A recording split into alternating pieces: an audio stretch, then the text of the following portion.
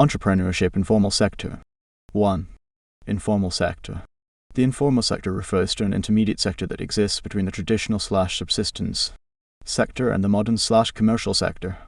Individuals in the informal sector are engaged in small-scale labor-intensive activities like tailoring, roadside sellers, car washers, and metal fabrications, etc.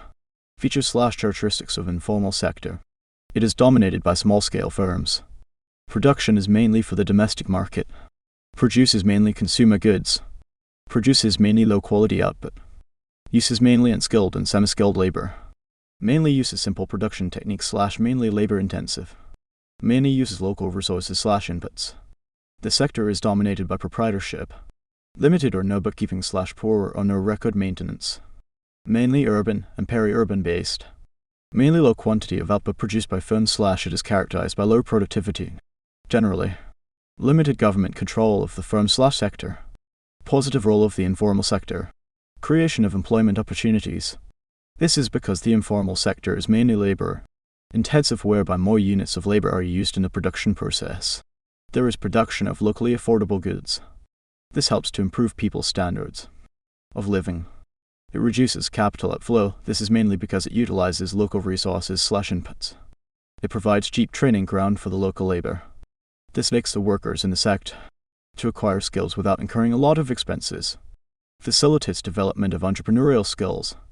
The informal sector acts as a training ground for the future entrepreneurs in the country. It contributes some revenue to the government. This is in form of taxes which are imposed on the activities of the informal sector.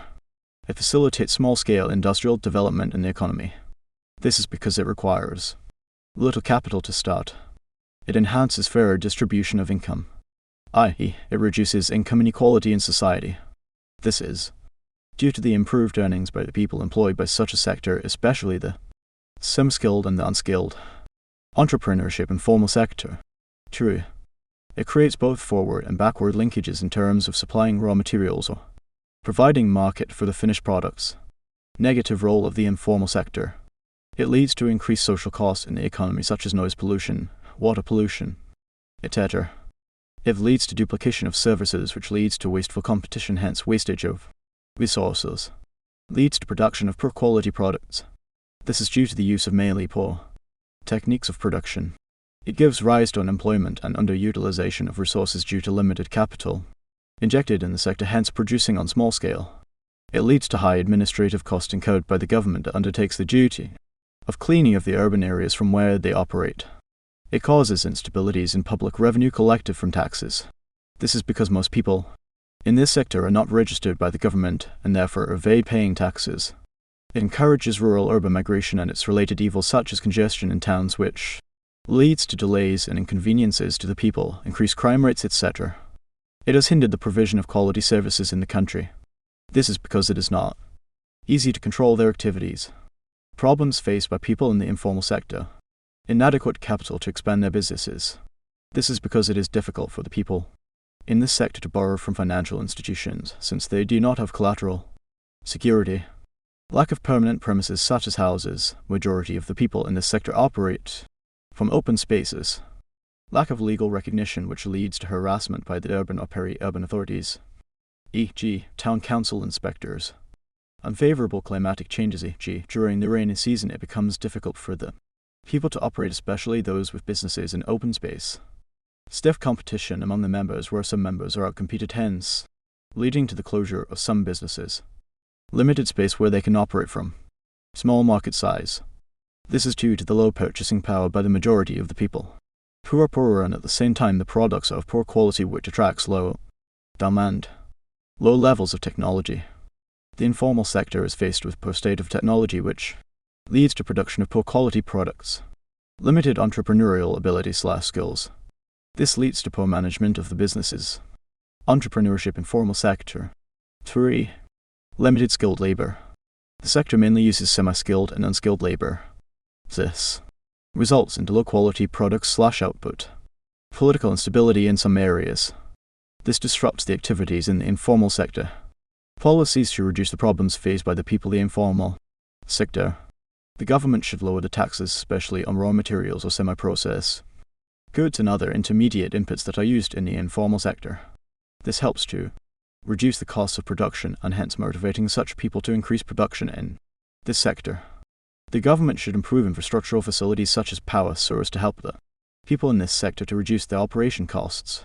The government should help people in the sector to establish permanent structures in order to enable them to operate without any interruption, especially during the rainy season. Provide affordable credit facilities to the people in the informal sector. This will enable such people to get adequate capital to run their businesses. Government should carry out research and spread information about market opportunities for the small-scale producers. Restrictions should be put on harassment of the members of the informal sector by the city authorities. Producers in the informal sector should be encouraged to form cooperative societies. This will enable them to expand their businesses.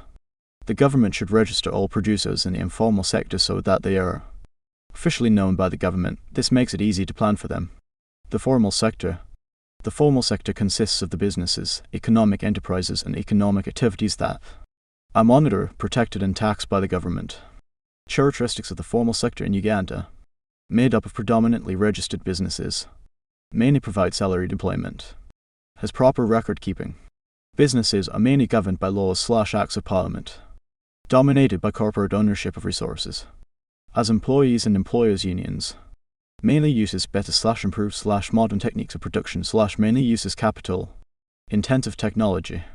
Mainly produces better/improved quality output. Entrepreneurship informal sector. 4. The structure of subsistence sector. Subsistence sector.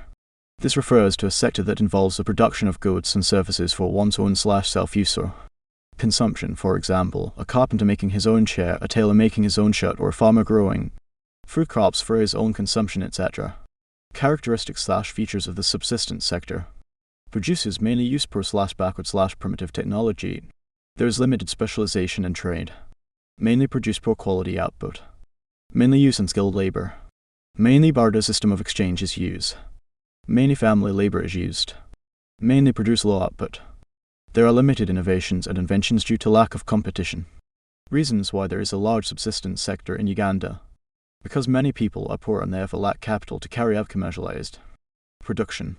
Because of low levels of education, producers are not able to carry out commercialized production, but rather concentrate on subsistence production. Because of poor technology. This makes it hard to produce high-quality products in case the producer has to sell. Conservatism by the people and therefore resist change from subsistence production to commercial production. Because of poor infrastructure.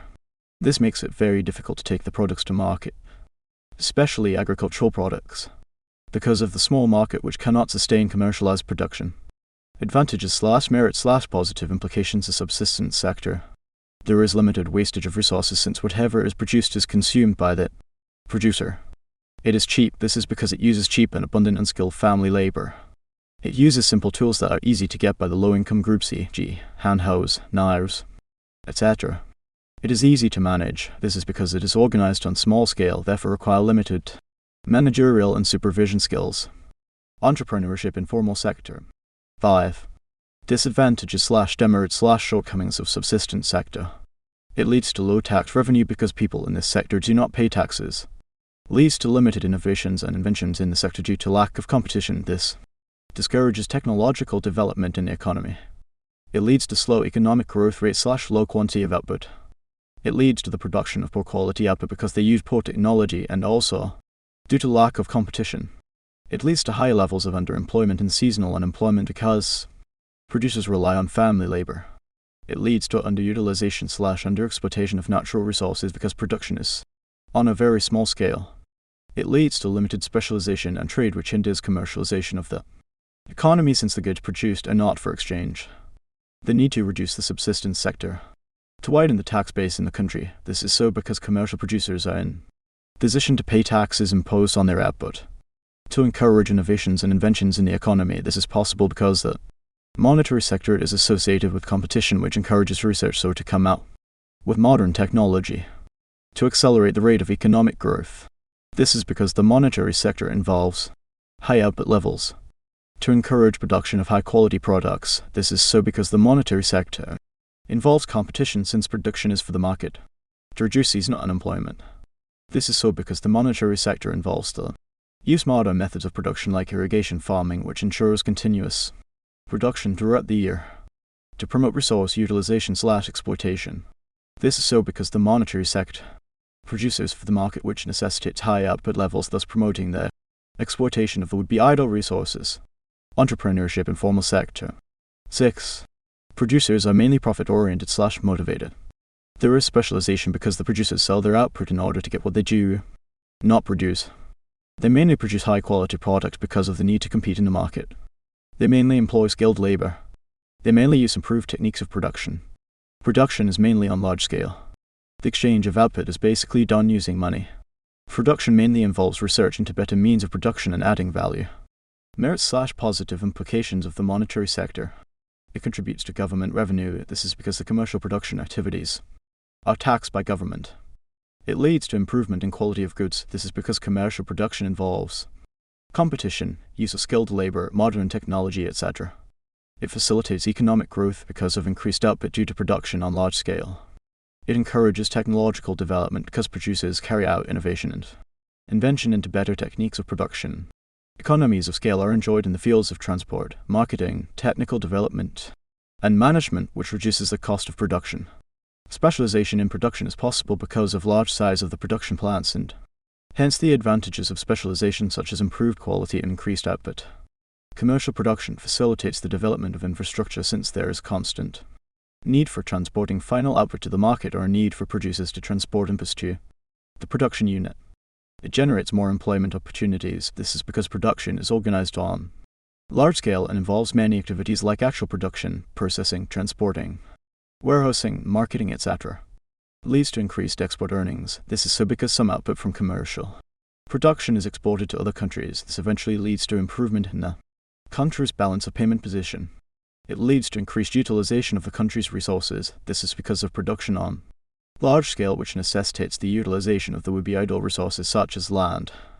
Demerits of the monetary sector. It is expensive. This is because it involves high costs of production like high cost of hiring. Entrepreneurship, informal sector. 7. In case of change in demand or change in taste of consumers against a product, the producers suffer great losses leading to wastage of resources.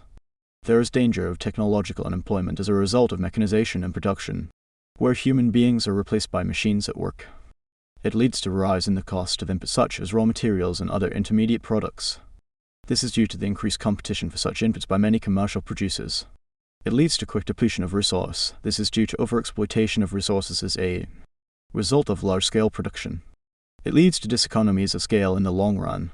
This is because large-scale production results into management problems, transport problems, supervision problems, etc. All these result into increased cost of production. Limitations of monetary sector. Small market. Limited capital. Poor infrastructure. Conservatism. Limited labor skills. Limited entrepreneurial skills. Political instability. Poor technology. Poor land tenure system.